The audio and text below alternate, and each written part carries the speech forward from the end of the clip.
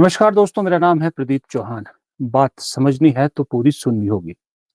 दोस्तों, कहते हैं कि कंपटीशन कभी-कभी अच्छा भी साबित होता है, खास करके जब आप एक टीम के सदस्य हों और उस टीम के हर खिलाड़ी एक दूसरे से बेहतर करने के लिए आपस में कंपटीशन करें, प्रतिस्पर्धा करें, तो वो टीम बेहतरीन परफॉर्म करती है। यही चीज राजनीतिक पार्टियों पर भी लागू होती है। कांग्रेस पिछले 1 दशक से, मैं कहूँगा 1 बल्कि 2 दशक से ज़्यादा जिस चीज़ के लिए तरस रही थी, वो अब उस कांग्रेस के अंदर दिखने लगी है।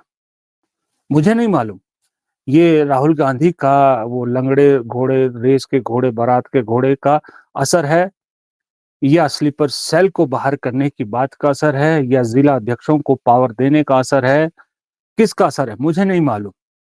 लेकिन आज की डेट में कांग्रेस पार्टी के अंदर आप देखोगे तो एक अलग ही तरह का कंपटीशन चल रहा है। और कंपटीशन बीजेपी के साथ नहीं, कंपटीशन जो है वो किसी और पार्टी के साथ नहीं, आपस में, यानी एक दूसरे से बेहतर करने का कंपटीशन। और वो कंपटीशन भी किसके साथ? अपने राज्यों के साथ, दूसरी राज्यों की इकाइयों के साथ। ये दृश्य देखिए आप, ये राजस्थान के दृश्य है।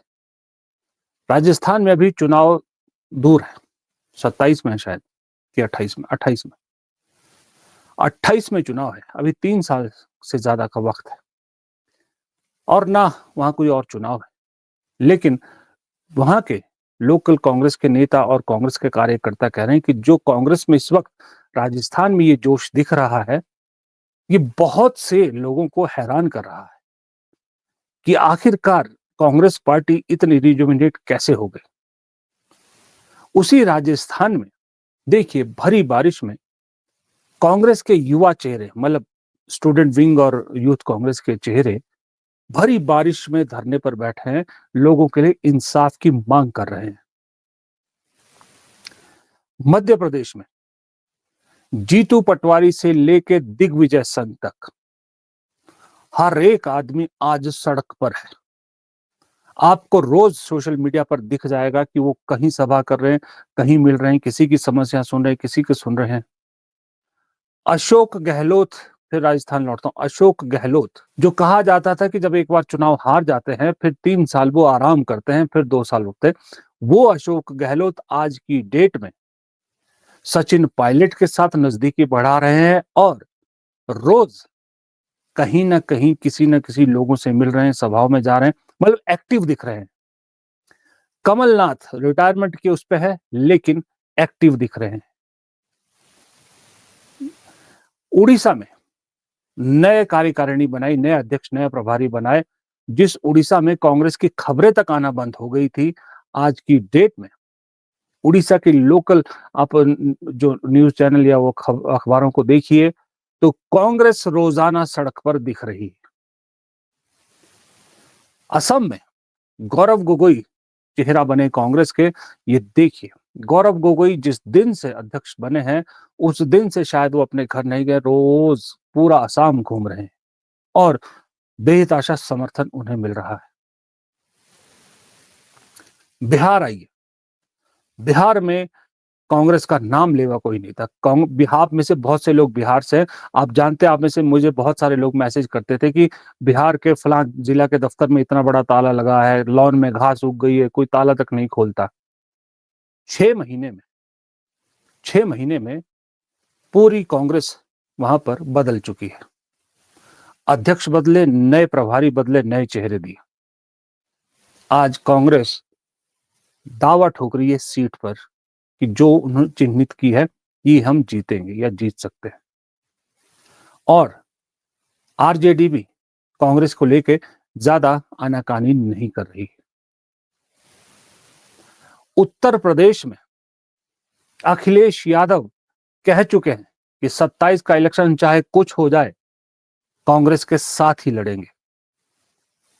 क्यों? वो अखिलेश यादव जो कुछ दिन पहले दिल्ली में अरविंद केजरीवाल को खुला समर्थन देके आए थे, ऐसा क्या हुआ कि उन्हें कहना पड़ रहा है कि वो चुनाव कांग्रेस के साथ ही लड़ेंगे।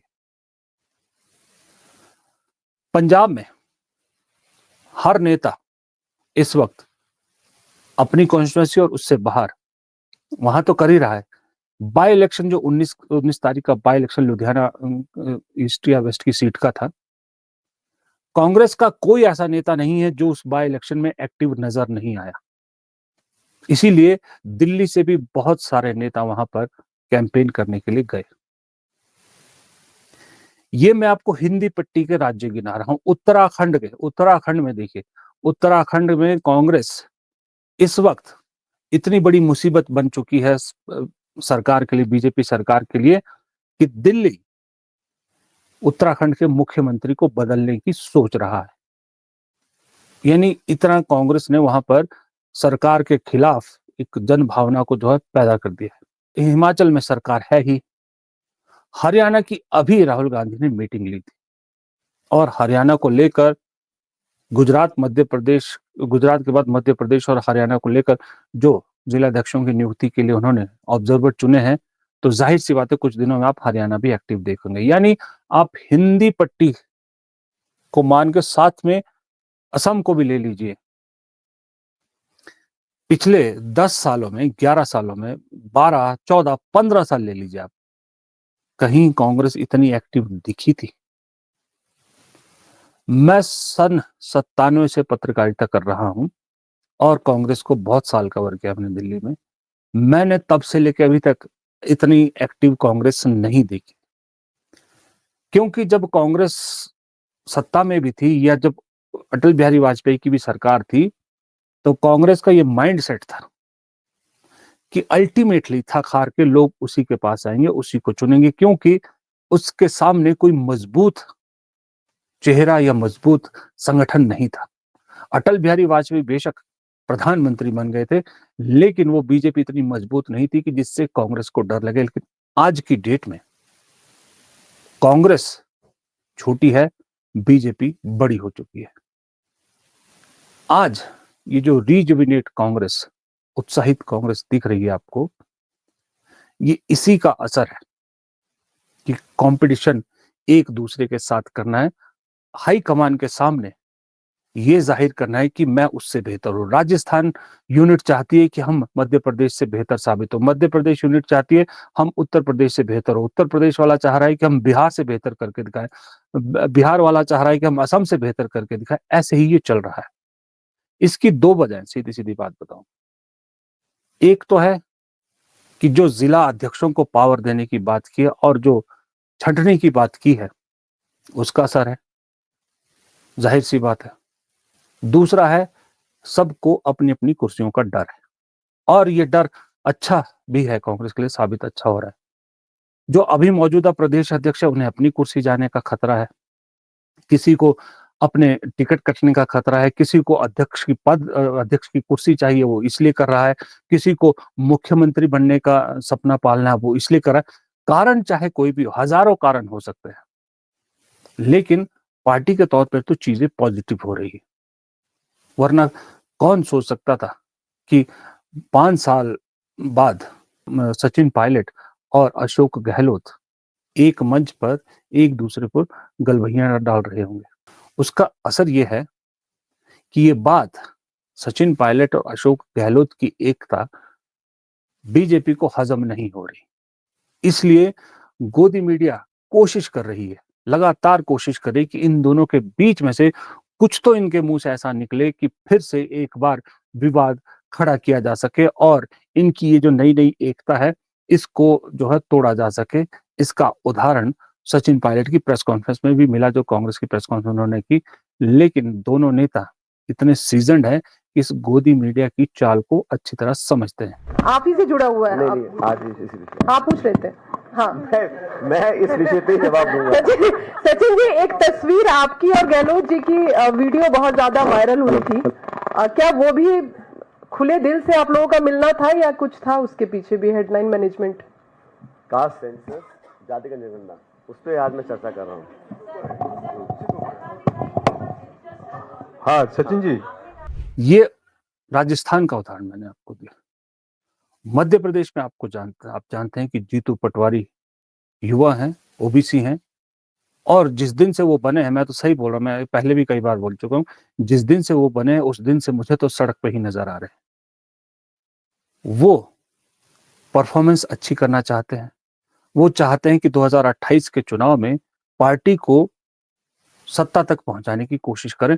और मध्य प्रदेश में सबसे अच्छी बात यह है कि मध्य प्रदेश में अब मुझे लगता है पूरे देश में कांग्रेस अगर सारे राज्यों को मिला ले तो मध्य प्रदेश इस वक्त एक अकेला ऐसा राज्य है जहां कोई भी रीजनल क्षत्रप यानी क्षत्रप नहीं बचा है।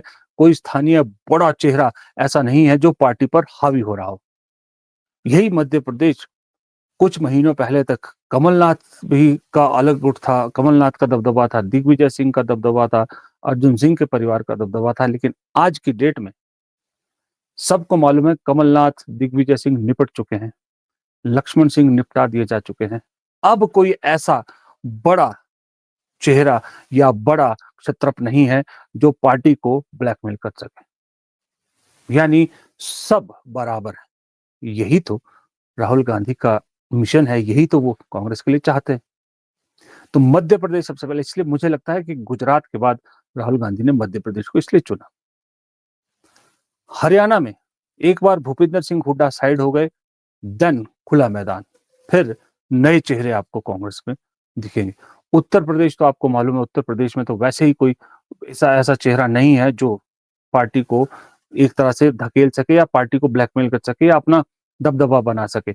सलमान खुर्शीद जैसे नेता या और ऐसे सीनियर नेता, ये तो अब एक तरह से जो है वो मार्गदर्शक मंडल की तरफ जाने की इनका रास्ता शुरू हो चुका है। असम में चेहरा ऑलरेडी नया दे चुका है, उसके बारे में पहले कई बार बता चुका हूँ। बिहार में सारी चीजें बदल चुकी है। बिहार में अभी अगर पुराना चेहरा आपको कोई दिखता है तो मेरे हिसाब से तारिक अनवर दिखते हैं, उसके अलावा और कोई ऐसा चेहरा नहीं दिखता मुझे जो बिहार में पुराने चेहरों में से दिखता हो।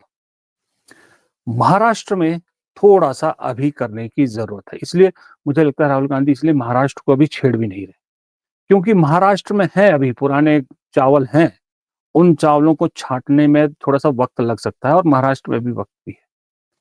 4 साल से ज्यादा का वक्त है, लोकसभा के लिए भी 4 साल है और उसके विधानसभा के लिए तो उससे भी ज्यादा वक्त है। तो इसलिए मध्य प्रदेश अभी पीछे रखा है। लेकिन सब है, हाँ, उत्तराखंड का जिक्र भी कर दूं मैं।